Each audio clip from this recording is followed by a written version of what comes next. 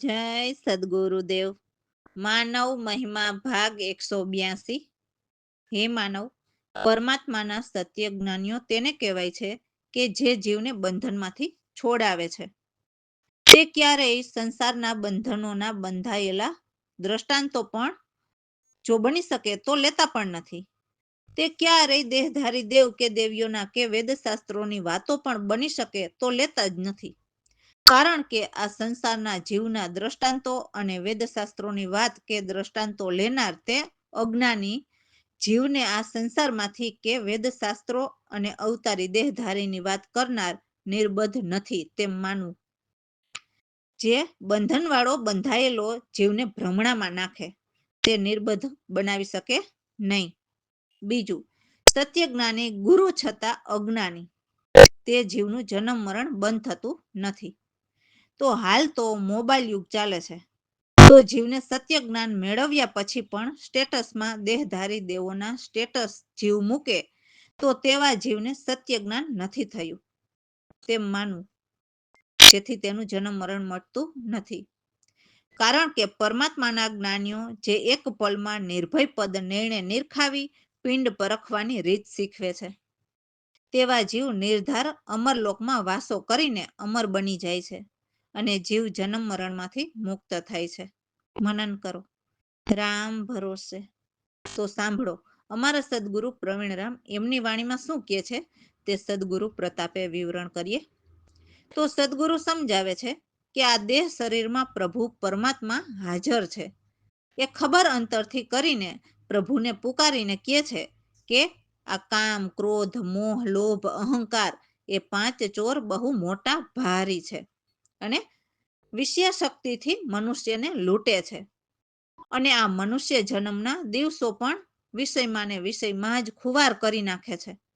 અને મનુષ્ય જન્મ આમ જ પૂરો થઈ જાય છે અને ફરી 84 ફરવી પડે છે. આમ જીવ દિન દુખિયા બની જાય છે. કામચોરનો શીલ શસ્ત્ર તે ક્ષમાથી ક્રોધના નિવારણ કરી શકાય છે. તો કોઈ જ્ઞાની સદગુરુના શરણે રહીને એમના ચરણે પડીને દરેક પાપ કબૂલીને પાપ કર્મથી મુક્ત થવાય છે અને મોહ હટાવીને વૈરાગ લાવી શકાય છે. તો અમારા સદગુરુ જેવા સાચા જ્ઞાની શીલ સંતોષકારી એમનો સંગ કરીને પાપ કર્મથી ન્યારા બની જઈએ. આ દેહમાં અહંકાર અપ્રબળ યોદ્ધા બહુ ભારી લાગેલા છે, જે સર્વ લડી રહ્યા છે. એટલે પોતપોતાની મતિથી પોતે પોતાને સત્ય માને છે. તો હે માનવ, તું તે ગુરુ વચનથી હઠ કર અને સદગુરુના સાચા દાસ બનીને ભક્તિ ધારી લે. અજ્ઞાન નિંદ્રામાં સર્વ જગ સૂતા છે, તો હે માનવ, અવિદ્યા એ રાત બહુ અંધારી છે, જેમાં સંત સદગુરુ પહેરા કરીને હેલા દે છે. એટલે હે નર નારી જાગો, સદગુરુના શરણાલ્યો. કેમ કે જેમ સંત સદગુરુ આ પૃથ્વી ઉપર જીવના કલ્યાણ માટે પહેરા કરે છે, એટલે જીવને સુખી કરવાના ભાવથી પોતે દુઃખ વેઠીને જગના જીવ માટે સતત 24 કલાક જાગતા રહે છે અને જીવનું આત્મકલ્યાણ વિચારે છે. એવી જ રીતે જીવની ભીતર રહેલી પ્રકૃતિને હટાવીને મોહ માયા વિષય વાસના છોડાવીને આ માયાના દેશમાંથી જીવને તારે છે. તો જ્ઞાની સદગુરુના શરણે રહીને કોઈ જીવ જાગ્યા તે તરી ગયા અને કોઈ જીવ ભ્રમ નિંદ્રામાં સૂતા એ અચેત અજ્ઞાની 1,84,માં જવાની તૈયારી. જે જીવ જાગ્યા તે જીવ બ્રહ્મમાં મળી ગયા, તો એમને જરા પણ સંશય ન રહે. તો એવા સત્ય જ્ઞાની સદગુરુ સંત મને સમર્થ મળ્યા, જેમણે મારી પહેરી કરી એટલે મારી રક્ષા કરી અને આ માયા અને જમના મારથી બચાવીને કહ્યું કે હે મારા પ્યારા દાસલાલ, તમે આ ત્રિલોકીના દેશમાં રહીને ભરમાઈ ન જતા. આત્મકલ્યાણમાં બહુ હોશિયાર રહેજો. હવે તમારે પહેરીની વારી આવી છે. એટલે સદગુરુ જ્યારે શિષ્યને એમના લાયક બનાવે અને શિષ્ય એમના લાયક બને ત્યારે ગુરુ શિષ્યને ગાદી સોંપતી વખતે કહે છે કે હવે તમે તમારું આત્મકલ્યાણ કરવામાં અને જીવનું પણ આત્મકલ્યાણ કરાવવામાં બહુ હોશિયારી રાખજો. જોજો આ માયાના દેશમાં ભરમાઈ ન જતા અને સલીલ જીવથી ખાસ ચેતીને ગુરુ ગાદી સરસ રીતે નિભાવજો, જેથી ગુરુજીને કોઈ કલંક ન લાગે. એટલે આ વાત શિષ્યએ ખાસ સમજવાની છે. અને ગુરુ પણ ગાદી એમ જોયા વિના કોઈને સોંપી નથી દેતા. ગુરુ ગાદી કોઈ દિવસ સંસારિક વારસા પ્રમાણે નહીં, પણ જે શિષ્ય સદગુરુના શરણે સાંગોપાંગ રહીને પૂરી નિષ્ઠાથી ગુરુ પાલન કરતો હોય, ગાદી સંભાળવા લાયક લાગે તો એવા શિષ્યને ગાદી સોંપે છે. રામ ભરોસે. જય સદગુરુદેવ. જાગેલા કોઈ સંત સરકારી, આઠે પોર મહોલમાં જે રામ, ખબર અંતર પુકારી, કામ ક્રોધ મોહ લોભ અહંકાર, પાંચ ચોર મોટા ભારી, વિષયાસક્ત મનુષ્યનો લૂટે, કર્યા દિન દુખારી, જાગેલા કોઈ સંત સરકારી, કામ ચોરનો શીલ વસ્ત્ર તે, ક્ષમાથી ક્રોધ નિવારી, તારા સંતોષ લોભ રહ્યો મારી, મોહ વૈરાગ્ય ટાવી, જાગેલા કોઈ સંત સરકારી, અહંકાર્ય પ્રબળ યોધા, લાગ્યા સહુ લારી, ત્યાંના ગુરુ વચનોથી અટકોરો, ભક્તિ દાસાતન ધારી, જાગેલા કોઈ સંત સરકારી, અજ્ઞાન નિંદરમાં સર્વ જગ સૂતા, અવિદ્યા રાત અંધારી, સંત પેરા કરીએલા દીએ, જાગો હે નર નારી, જાગેલા કોઈ સંત સરકારી, સુતા કોઈ ચેત અજ્ઞાની, લાખ 84ની ત્યારી, જાગ્યા કોઈ બ્રહ્મમાં મોડિયા, રહે ન સંશય લગારી, જાગેલા કોઈ સંત સરકારી, પ્રવીણ રામ ગુરુ સમર્થ મોડિયા, આવી પહેરીની વારી, દાસલાલ કહે સાંભળ મારા પ્યારા, રાખજો બહુ હોશિયારી, જાગેલા કોઈ સંત સરકારી. રામ ભરોસે. તો હે માનવ, ઉપરની વાણીના શબ્દો સાંભળ્યા તો આપણને સમજાય ને કે સદગુરુ કેવા શિષ્યને ગાદી સોંપે છે, અને ગાદી સંભાળતા શું કરવાનું કહે છે. અને ગાદી પણ જ્ઞાન ન સમજ્યા હોય તો સાંસારિક બુંદ પુત્રને પણ નથી આપી દેતા. જેમણે સાચા જ્ઞાન થયા હોય એવા નાદ પુત્રને ગાદી આપે છે. તો જોવો માનવ, સાચા સદગુરુ કેવા મોહ માયા રહિત હોય છે. અને આ જગતમાં માયાજાળ બહુ ભારી છે. તો સદગુરુના જ્ઞાન શબ્દ સમજીને, સુરતા શબ્દનું સ્મરણ કરીને માયાની પ્રકૃતિ તોડી ફોડીને આગળ થઈ જા. હે જીવ, આ દેહમાં તારા ચેતનદેવ વસે છે, જેની પુષ્પ સુગંધ જાણો. જો તું એને જોવા માંગે તો તો સદગુરુ પાસેથી સુરતા ભજન કરીને પિંડમાં જાણી શકાય છે. 3 અવસ્થામાં નિસ્દિન ભ્રમ રહેલો છે. જેમ કે બાળપણમાં પણ જીવને ડર લાગે છે, યુવાનીમાં તેમજ આ દેહ વૃદ્ધ થઈ જાય તો પણ મરવાના ડર તો લાગેલો જ હોય છે. તો જો ભીતર ભ્રમ ભરેલો હોય તો ક્યારેય સત ન પામીએ. હૃદયમાં અવિદ્યાના આવરણ છવાયેલા હોય છે, દ્વૈત ભ્રમના રોગો ભરેલા હોય છે. એટલે સત્ય જ્ઞાન એક પરમાત્માનું છે. તો એ ન જાણતા હોય અને જો દેવોનું અને પરમાત્માનું બંનેનું જ્ઞાનમાં ઘૂમતા હોય એટલે ભ્રમ નીકળે નહીં. તો સદગુરુ સ્વામી જો મહેર કરે તો ત્રિગુણના તાગ તૂટે, જેથી જે સાચા શિષ્ય હોય તે સદગુરુ ચરણમાં લાગે અને ખોટા હોય તે ભાગી જાય. એટલે દેવદેવીને પૂજવા લાગે ને ફરી 84માં. મને મારા સદગુરુ પ્રવીણરામ જસધારી મળ્યા તો એમના ચરણ કમળમાં ચિત્ત રાખીને 2 હાથ જોડીને વંદન કરો અને ખોટા પાખંડ છોડો, એમ દાસલાલ સદગુરુ પ્રતાપે કહે છે. જય સદગુરુદેવ.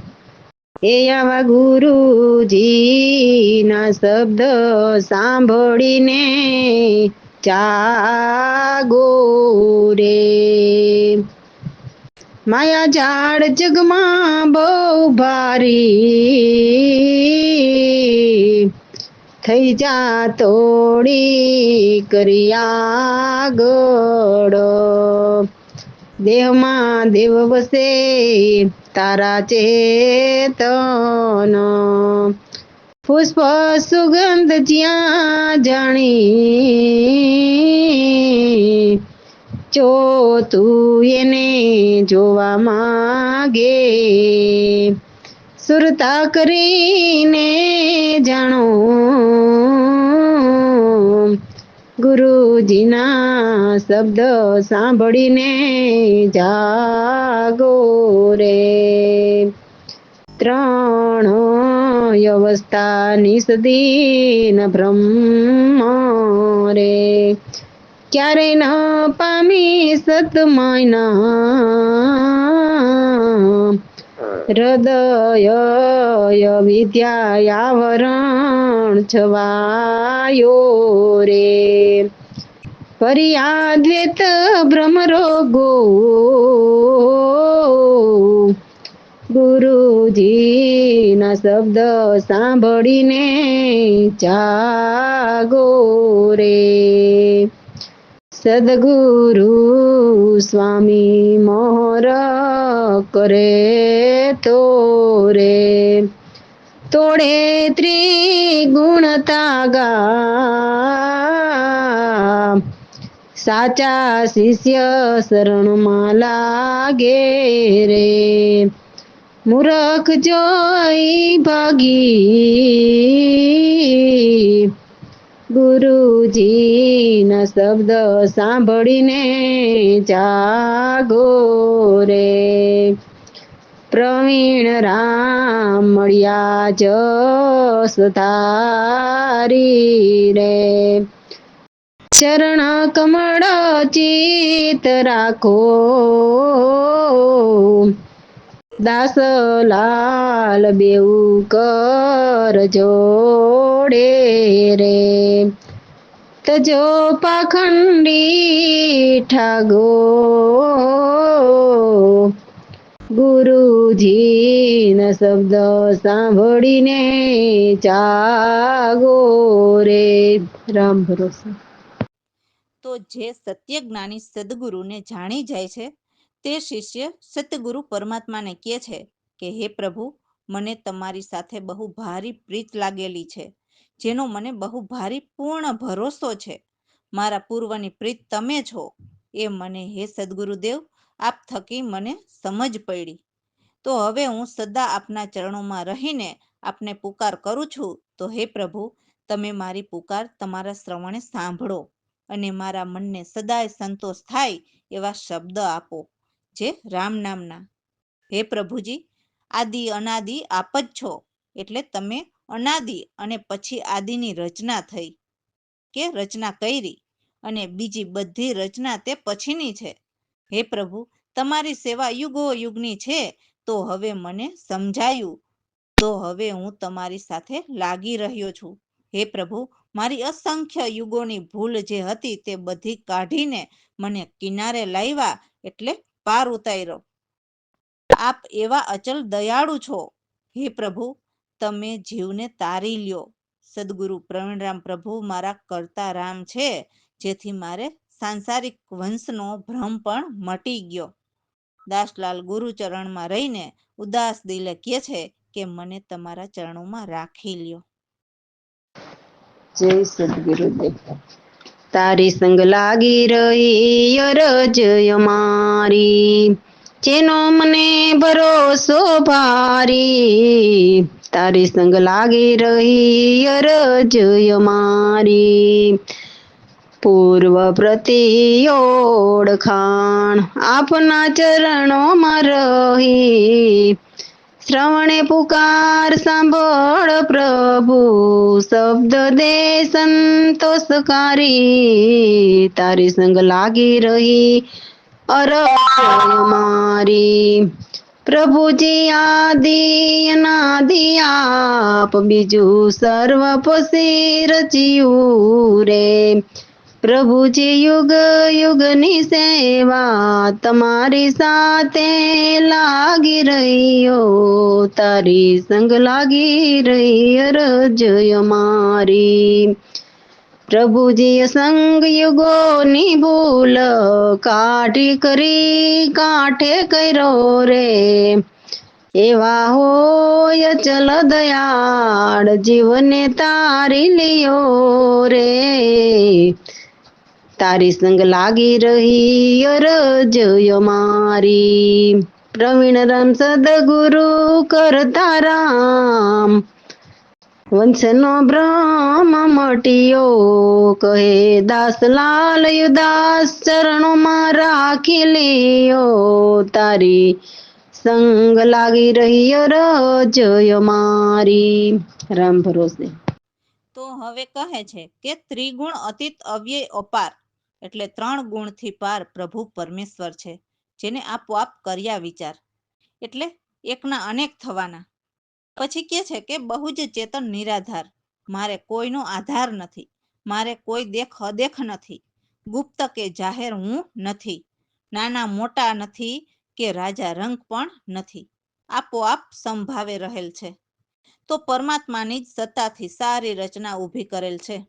ઈશ્વરી બ્રહ્મા વિષ્ણુ મહેશ એમાં અનેક ભાવ બતાવ્યા છે, પરંતુ પરમાત્મા તો એક જ ભાવ, એમાં બીજા કોઈ ભાવ નથી.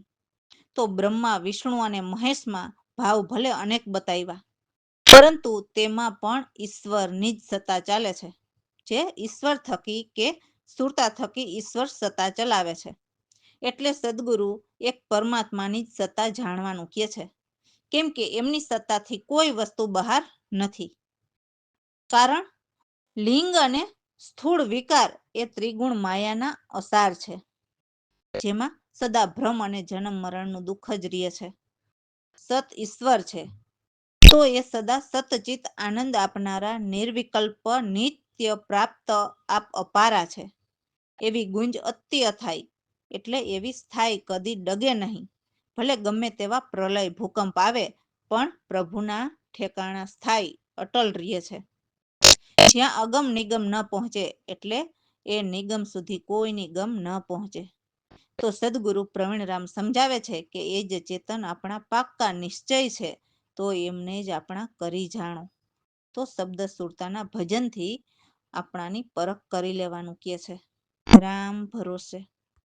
જય સદગુરુદેવ.